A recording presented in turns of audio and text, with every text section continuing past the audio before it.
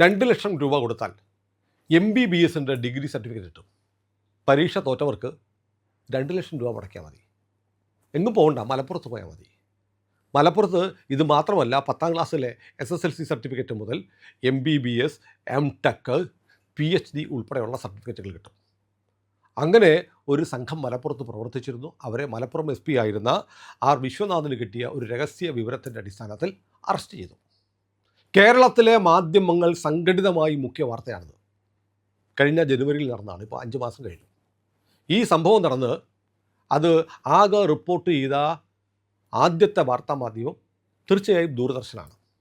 ദൂരദർശൻ ഒഴികെ മറ്റൊരു മാധ്യമങ്ങളും റിപ്പോർട്ട് ചെയ്തില്ല. പിന്നീട് ഇന്ത്യ ലൈവ് റിപ്പോർട്ട് ചെയ്തു. അതിനുശേഷം അതൊരു വലിയ ചർച്ചയായതിനു ശേഷം ചില മാധ്യമങ്ങൾ, ന്യൂസ് 18 പോലെയുള്ള മാധ്യമങ്ങൾ ചർച്ച ചെയ്തു.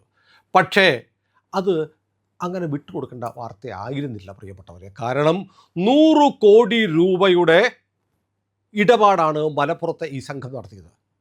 മാത്രമല്ല 10 ലക്ഷം, ഒന്നും രണ്ടും അല്ല, 10 ലക്ഷം ഡിഗ്രി സർട്ടിഫിക്കറ്റുകളാണ് മലപ്പുറം പോലീസ് പിടിച്ചെടുത്തത്.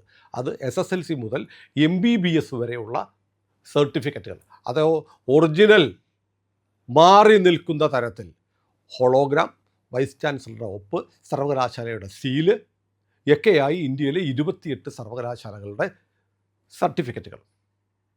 മാത്രമല്ല അതിലെ പ്രതികൾ വലിയ തോതിൽ പണമുണ്ടാക്കി.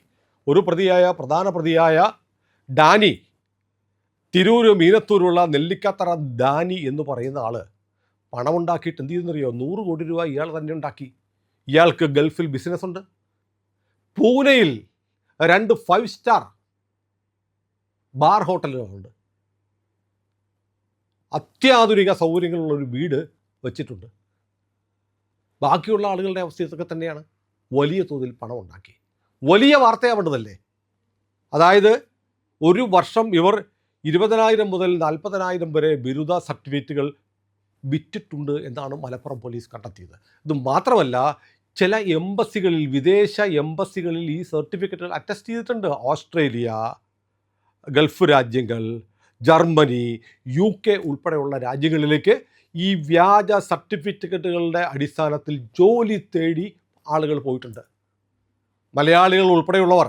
ഇപ്പോൾ അങ്ങനെ വ്യാജ സർട്ടിഫിക്കറ്റുകൾ ഈ സ്ഥാപനങ്ങളിൽ നിന്ന് ഡാനിയുടെ നേതൃത്വത്തിലുള്ള സംഘം ഉണ്ടാക്കിയ സർട്ടിഫിക്കറ്റുകളുടെ അടിസ്ഥാനത്തിൽ ജോലി നേടിയവരെക്കുറിച്ച് പോലീസ് ഇപ്പോൾ അന്വേഷണം നടത്തിക്കൊണ്ടിരിക്കുക. വലിയ തോതിൽ കള്ളപ്പണ ഇടപാട് കൂടി ഉണ്ട് എന്ന് വന്നതോടുകൂടി ED ഉൾപ്പെടെയുള്ള ഏജൻസികൾ ഈ കേസിലേക്ക് വരാൻ പോവുകയാണ്.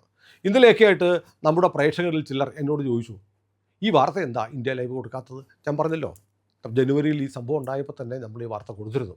പിന്നീട് നമ്മൾ ഈ വാർത്തയുടെ ഫോളോ അപ്പ് നമ്മൾ ചെയ്തില്ല. പക്ഷേ അന്നത്തെ സംഭവത്തിൻ്റെ ദൂരദർശൻ വാർത്തയുടെ ക്ലിപ്പുകൾ പുറത്ത് വന്നതുകൂടിയാണ് ആ വിവരം ഇതുവരെ അറിയാതിരുന്ന പ്രേക്ഷകർ എന്താ ഇന്ത്യ ലൈവെങ്കിലും കൊടുക്കാത്തത് എന്ന് പറഞ്ഞത്. അതുകൊണ്ടാണ് പ്രിയപ്പെട്ടവരെ ആ വാർത്ത ഞങ്ങൾ വീണ്ടും ആവർത്തിക്കുകയും അതിൻ്റെ പുതിയ അപ്ഡേറ്റ്സ് നിങ്ങൾക്ക് തരാൻ ശ്രമിക്കുകയും ചെയ്യുന്നത്. ഇത് വലിയ ഒരു തട്ടിപ്പാണ്, രാജ്യത്തിൻ്റെ സുരക്ഷയെ ബാധിക്കുന്നതാണ്. നോക്കൂ, MBBS പാസ്സാവാത്ത ഒരുത്തൻ വ്യാജ സർട്ടിഫിക്കറ്റ് 2,00,000 രൂപ കൊടുത്ത് വാങ്ങിച്ചു എന്ന് പറഞ്ഞാൽ അവൻ നാളെ ഡോക്ടറായിട്ട് വരും. അവൻ സർജറി നടത്തും. ഇപ്പം തന്നെ ഇടത്തെ കിഡ്നിയിലെ സർജറി വലത്തെ കിഡ്നി ചെയ്യുന്ന ഡോക്ടർമാരാണ് നമുക്കുള്ളത്. ഓപ്പറേഷൻ ചെയ്തിട്ട് പഞ്ഞിയും കത്രയും അകത്ത് വെച്ചിട്ട് തുന്നിക്കെട്ടി വിടുന്ന ഡോക്ടർമാരാണ് നമുക്കുള്ളത്. അപ്പോൾ ഈ മലപ്പുറത്തെ സംഘത്തിൻ്റെ കയ്യിൽ നിന്ന് സർട്ടിഫിക്കറ്റ് വാങ്ങിയവരാണെങ്കിലോ?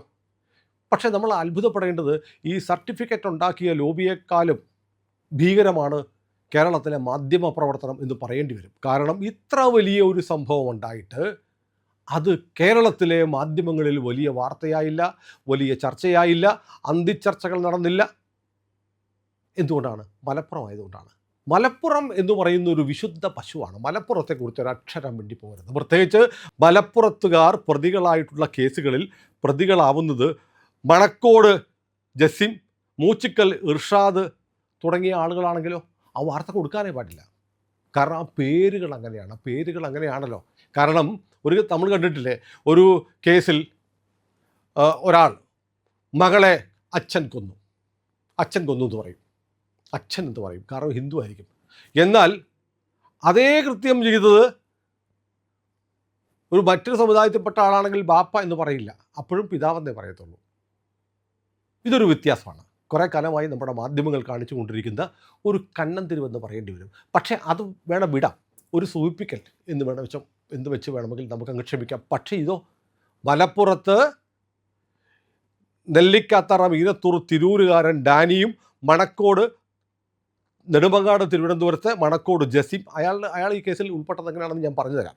മൂച്ചിക്കൽ പൊന്നാനി പോത്തന്നൂർ മൂച്ചിക്കൽ ഇർഷാദും ചേർന്ന് നടത്തിയ ഈ വലിയ കൊള്ള രാജ്യത്തെ വിദ്യാഭ്യാസ മേഖലയിലെ പ്രശ്നങ്ങളെക്കുറിച്ച് ആശങ്കപ്പെടുന്ന കോക്രോച്ച് പാർട്ടിയെക്കുറിച്ച് ആവേശം കൊള്ളുന്ന ആളുകൾ ഓർക്കണം, ഈ വാർത്ത കേരളത്തിലെ മാധ്യമങ്ങൾ മുക്കിയില്ലേ? അപ്പോൾ അവർക്കെന്ത് വിദ്യാഭ്യാസത്തോട്, കേരളത്തിലെ വിദ്യാർത്ഥികളോട്, കേരളത്തിലെ യുവതയോട് എന്ത് താല്പര്യമാണുള്ളത്? ഇനി ഈ സംഭവം പറയാം. അതായത് ഈ കേസിലെ മറ്റു പ്രതികളെക്കുറിച്ച് കൂടി പറഞ്ഞിട്ട് ബാക്കി വിവരങ്ങളിലേക്ക് വരാം.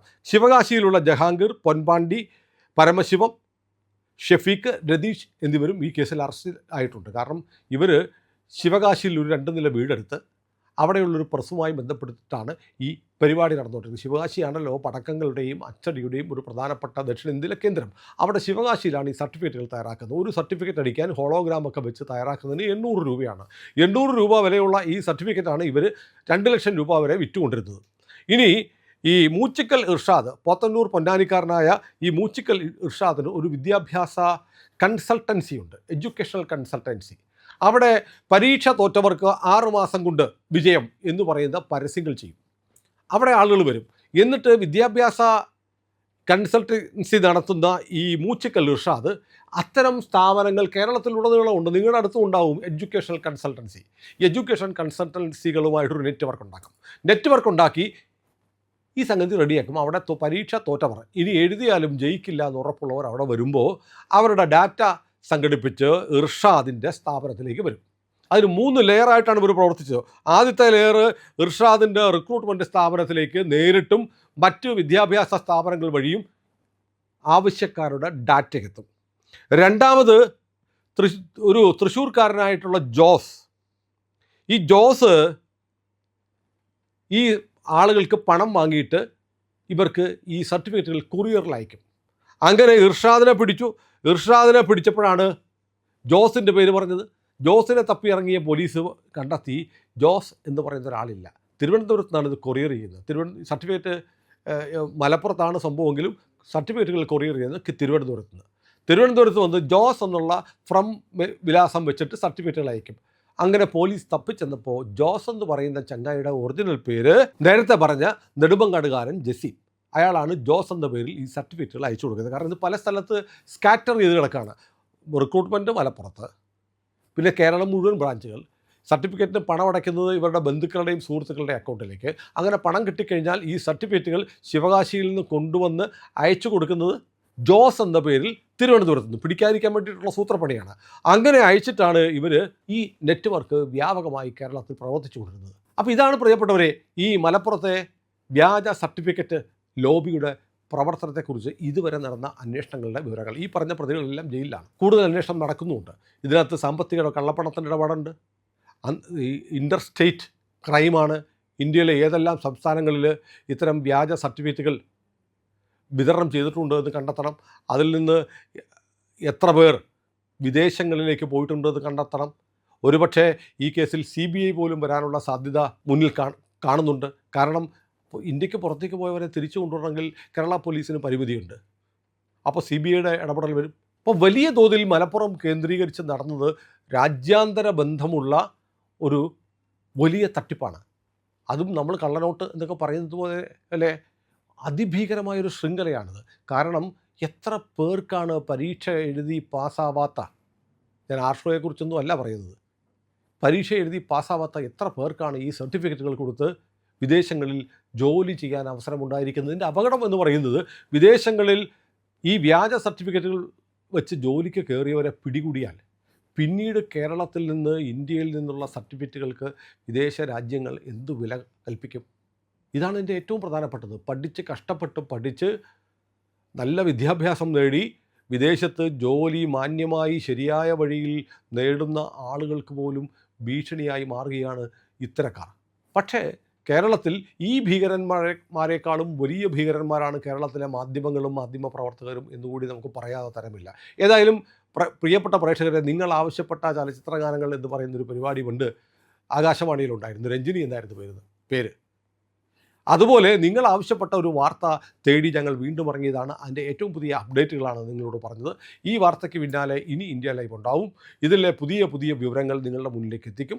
കേരളത്തിലെ മറ്റു മാധ്യമങ്ങളെല്ലാം മൂടിവെച്ച ഇത്തരം വാർത്തകൾ നിങ്ങളിലേക്ക് എത്തിക്കാൻ വേണ്ടിയിട്ടാണ് ഇന്ത്യ ലൈവ് പ്രവർത്തിക്കുന്നത് തന്നെ. അതുകൊണ്ട് നിങ്ങൾ ഞങ്ങളുടെ ചാനൽ ഇതുവരെ സബ്സ്ക്രൈബ് ചെയ്തിട്ടില്ല എങ്കിൽ ഉറപ്പായും ഇപ്പോൾ തന്നെ ചെയ്യണേ.